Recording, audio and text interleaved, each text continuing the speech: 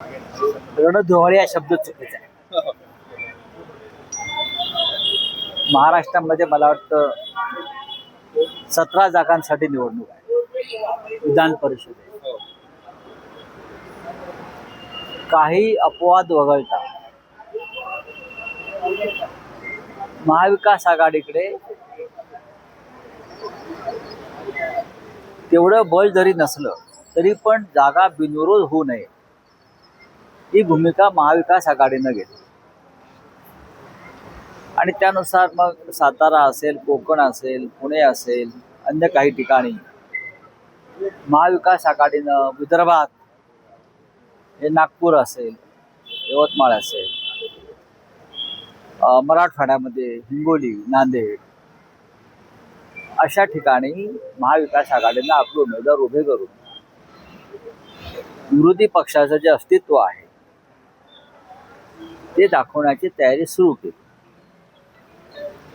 पण रणधुमाळी ही महानगरपालिका निवडणुका किंवा विधानसभा, लोकसभा आणि आता ग्रामपंचायतीत सुद्धा राज्याचे मुख्यमंत्री, उपमुख्यमंत्री विमानं घेऊन फिरतात, चार्टर, हेलिकॉप्टर. त्याच्यामुळे तिथे रणधुमाळी असते.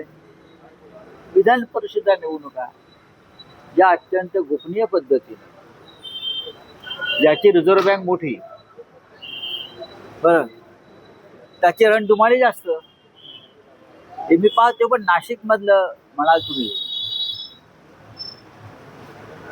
तर नाशिकमध्ये काय होतंय पाहू.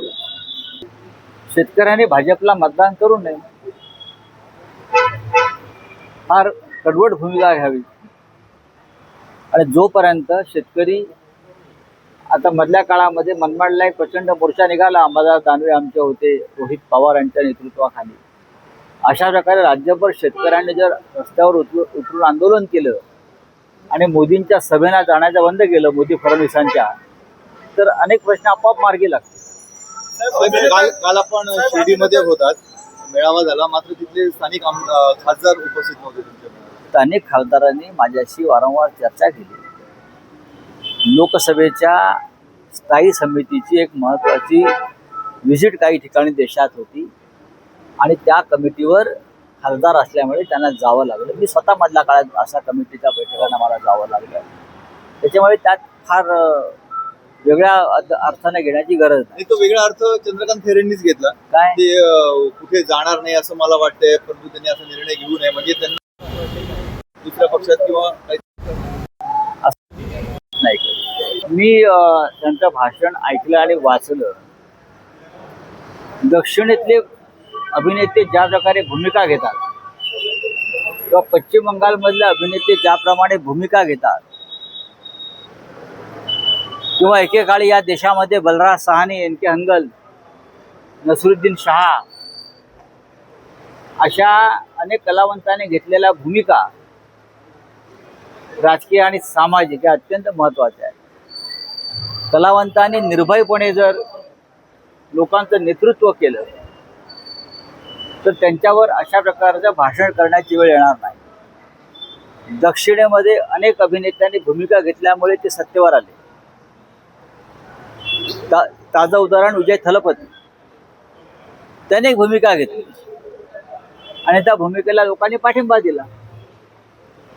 त्यासाठी संघर्ष करण्याची तयारी पाहिजे. कमल हसन यांनी भूमिका घेतली, त्या राज्यसभेत त्यांची भूमिका मांडत असतात. अनेक कलावंत आहेत, शबाना आझमी यांनी भूमिका घेतली, जावेद अख्तर भूमिका घेतात. भूमिका ही अत्यंत निर्भयपणे घ्यायची गोष्ट आहे, चर्चेची गोष्ट नाही. त्यासाठी त्यांना मातोश्रीवर येऊन पश्चाताप व्यक्त करावा लागेल ना.